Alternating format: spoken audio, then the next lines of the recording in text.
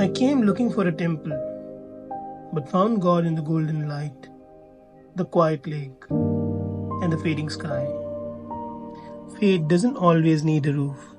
Sometimes the open sky is the only shrine we need. No words, just the water.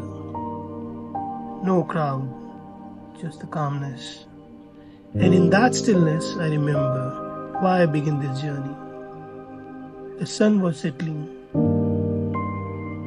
but something inside me was rising. A deeper stillness, a sacred silence. I'm not here to chase places. I'm here to feel the presence.